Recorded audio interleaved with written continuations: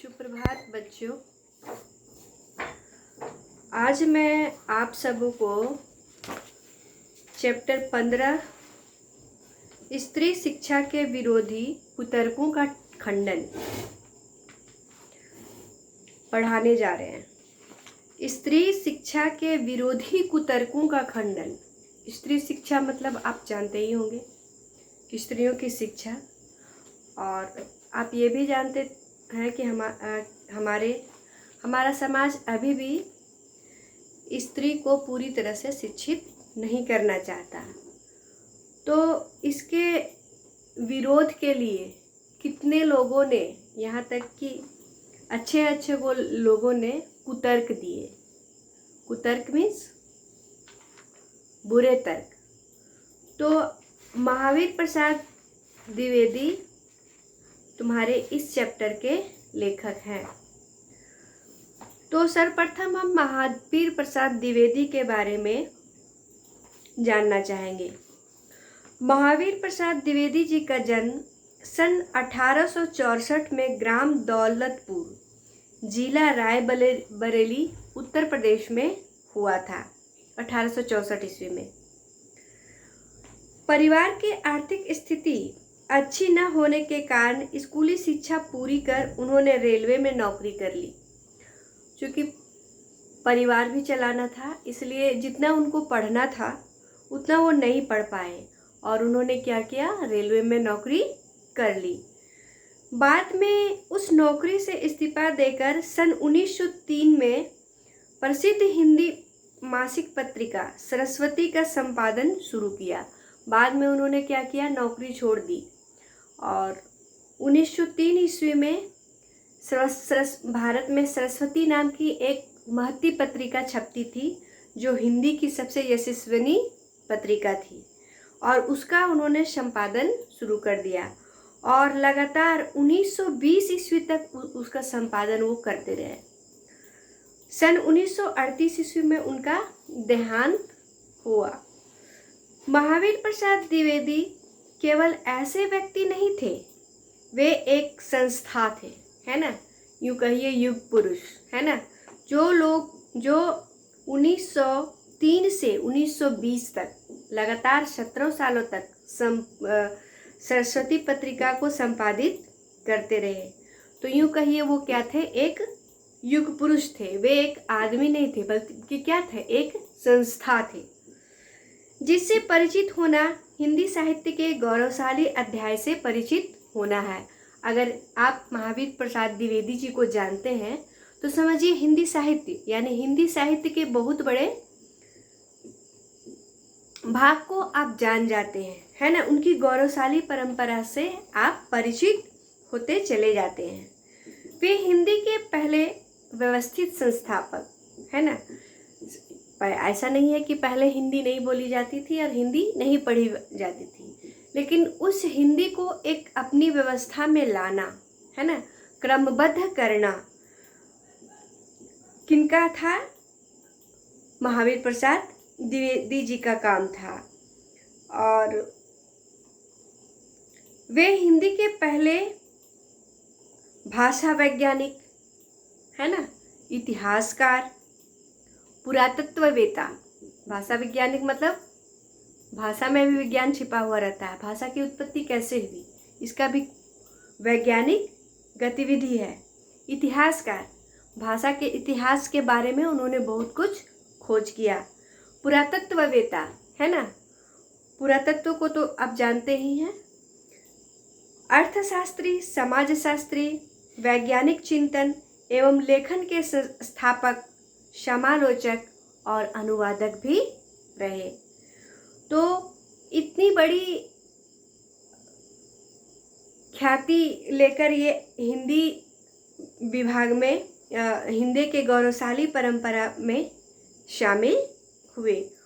उनकी प्रमुख कृतियाँ, है ना, उन्होंने बहुत सारी रचनाएं भी की। कृतियाँ मीन्स रचनाएं। रसज्ञ रंजन, साहित्य सीकर, साहित्य संदर्भ, अद्भुत आलाप, जो एक निबंध संग्रह है। संपत्ति शास्त्र उनकी अर्थशास्त्र से संबंधित पुस्तक है। चूँकि वे एक अर्थशास्त्री भी थे, इसलिए उन्होंने संपत्ति शास्त्र नामक पुस्तक लिखी। महिला मोद में महिलाओं के लिए उपयोगी कुछ पुस्तक है जो आध्यात्मिक की दर्शन की है। द्विवेदी काव्यमाला में उनकी कविताएं हैं। द्विवेदी जी की काव्यमाला में उनकी अपनी कविताएं हैं। उनका संपूर्ण साहित्य महावीर प्रसाद द्विवेदी रचनावली के नाम से 15 खंडों में प्रकाशित है। महावीर प्रसाद द्विवेदी के बारे में समझा जाता है कि उन्होंने हिंदी गद्य की भाषा का परिष्कार किया, है ना, उसको गढ़ा, उसको परिष्कृत किया और लेखकों की सुविधा के लिए व्याकरण बनाए, वर्तनी को सजाया और उसके नियम को क्या किए, बांधे, स्थिर किए। कविता की भाषा के रूप में ब्रज भाषा के बदले खड़ी बोली को प्रतिष्ठित किया, है ना। पहले क्या थी, कविता ब्रज भाषा और अवधि में की जाती थी। हिंदी में बहुत कम कविताएं लिखी जाती थी। तुम लोग भी पढ़े होंगे भक्ति काल की जितनी कविताएं हैं, चाहे वह सूरदास की हो या फिर तुलसीदास की हो, तो लगभग सारी कविताएं किस भाषा में है, या तो वो ब्रज भाषा में है या तो फिर अवधि में। तो उन्होंने इनको इन सबों से अलग खड़ी बोली में हिंदी को प्रतिष्ठित किया। युग निर्माता महावीर प्रसाद द्विवेदी ने स्वाधीनता की चेतना को विकसित करने के लिए स्वदेशी चिंतन को व्यापक बनाया और उन्होंने सरस्वती, है ना, जिस पत्रिका की चर्चा हम तुम लोगों के पास पहले कर चुके हैं, के माध्यम से पत्रकारिता का श्रेष्ठ स्वरूप सामने रखा, है ना। वे पत्रकारिता के सबसे उत्तम भाग को यानी श्रेष्ठता के स्वरूप को लोगों के समक्ष रखा। हिंदी में पहली बार समालोचना को स्थापित करने का श्रेय उन्हीं को जाता है। आप आलोचना सुने होंगे, है ना, लेकिन समालोचना नाम का जो उसका नाम उन्होंने ही हिंदी में लाए। उन्होंने भारतीय पुरातत्व एवं इतिहास पर खोजपरख कार्य किए। उनको इतिहास से भी बहुत रुचि थी, इसलिए भारतीय पुरातत्व की उन्होंने खोज किया। कुल मिलाकर उनके कार्यों का मूल्यांकन व्यापक हिंदी नवजागरण के संदर्भ में ही संभव है ना। नई हिंदी जो हमारे सामने आई वो किनके बदौलत आई, महावीर प्रसाद द्विवेदी के बदौलत। विद्वता और बहुज्ञता के साथ साथ सरसता उनके लेखन की प्रमुख विशेषता है। वो तो विज्ञ थे ही, विद्वान थे ही, लेकिन साथ ही उनके लेखन में एक अजीब सा सरसता था, है ना, समरसता था, जिसको क्या है, पाठक पढ़ के भाव विभोर हो जाते थे और अच्छी ज्ञान भी उनको मिलती थी। तो उनके लेखन में व्यंग की छटा देखते ही बनती है। वो क्या करते थे, कभी कभी व्यंग करते थे और व्यंग का छटा उनका बड़ा ही मनोहर होता था।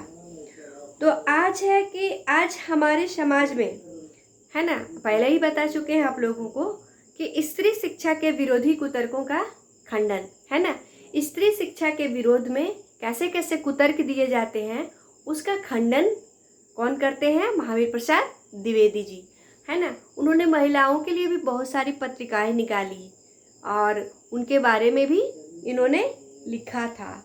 तो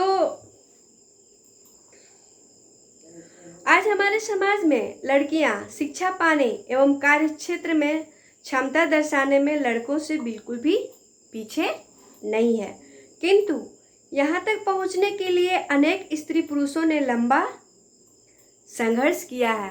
आज हम जहाँ भी हैं, मतलब जो स्त्री किसी अच्छे पद पे है, तो इसमें सिर्फ उसका ही संघर्ष नहीं है, बल्कि उनके माता पिता, उनके परिवार और समाज को भी काफ़ी संघर्ष करना पड़ा है, तभी लड़कियां या स्त्रियां इतने आगे आई हैं। नवजागरण काल के चिंतकों ने मात्र स्त्री शिक्षा ही नहीं बल्कि समाज में जनतांत्रिक एवं वैज्ञानिक चेतना के संपूर्ण विकास के लिए अलग जगाया, है ना। नवजागरण काल के चिंतकों ने मात्र स्त्री शिक्षा के ही नहीं बल्कि समाज में जनतांत्रिक एवं वैज्ञानिक चेतना के संपूर्ण विकास के लिए भी अलग जगाया। द्विवेदी जी का यह लेख उन सभी पुरातन पंथी विचारों से लोहा लेता है। ये लेख जो है द्विवेदी जी का, ये जो पुराने विचार के लोग हैं ना, जो कहते हैं कि स्त्रियों को घूंघट में ही रहना चाहिए, स्त्रियों को घर से बाहर नहीं निकलना चाहिए, उनके विचारों को बहुत अच्छी तरह से टक्कर देते हैं। कौन? महावीर प्रसाद द्विवेदी को व्यर्थ अथवा समाज के विघटन का कारण मानते हैं। अगर समाज में किसी तरह का विघटन होता है तो सिर्फ दोष किसको दिया जाता है? स्त्री को, जो कि गलत है। इस लेख की दूसरी विशेषता यह भी है कि इस परंपरा को ज्यों का त्यों नहीं स्वीकारा गया है। और इस लेख की दूसरी विशेषता यह भी है कि इस परंपरा को जैसे ज्यों का त्यों स्वीकारा नहीं गया है, बल्कि विवेक से फैसला लेकर ग्रहण करने का योग्य लेने की बात कही गई है। इसमें लेखक ये भी कहते हैं कि मैं जैसे बोलता हूँ वैसा नहीं करो, काम अपना विवेक से करो, अपनी बुद्धि से करनी है। तो और परंपरा का जो हिस्सा सड़-गल चुका है उसे रूढ़ी मानकर छोड़ देने की, और ये परंपरा का जो हिस्सा जो है बहुत पुराना हो गया है, सड़ गया है ना, उसको आप एकदम अलग कर दीजिए। स्त्रियों के संबंध में तुम लोग बहुत कुछ सुने होंगे, जैसे सती प्रथा है ना। सती प्रथा क्या थी? एक कुप्रथा थी, जिसमें पति जब मर जाता है था तो क्या होता था, उन लोगों को स्त्रियों को, उनकी पत्नियों को उसी में जिंदा जला दिया जाता था, जिसको कहा सती कहा जाता था। और उस समय ऐसा जलाया जाता था कि ये एक प्रथा एकदम गंदी प्रथा थी। और जब वो उसको जिंदा जलाया जाता था तो खूब चीखती थी, चिल्लाती थी, बचाओ भी बोलती थी। उस समय क्या करते थे लोग, समाज के लोग खूब ढोल नगाड़े पीटते थे, शंख बजाते थे, ताकि उनका चीख किसी को सुनाई नहीं पड़े और कोई वहाँ जाए नहीं। तो कितनी गंदी प्रथा थी। तो ऐसी ऐसी प्रथा जो हमारे लिए हानिप्रद है, उसको क्या करना चाहिए?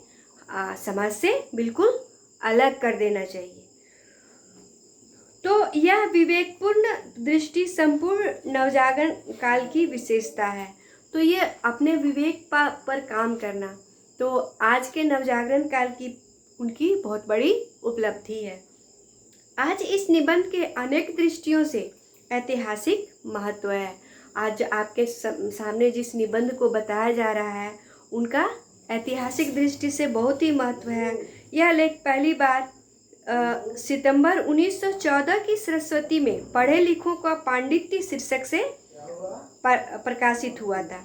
यह लेख पहली बार सितंबर 1914 सरस्वती में पढ़े लिखों लोगों का पांडित्य है ना, एक व्यंग के रूप में प्रकाशित किए थे। बाद में द्विवेदी जी ने इसे महिला मोद पुस्तक में शामिल करते समय इस शीर्षक स्त्री शिक्षा के विरोधी कुतर्कों का खंडन रख दिया है ना। उस कमेंट्स को हटा के इनका सीधा साधा एक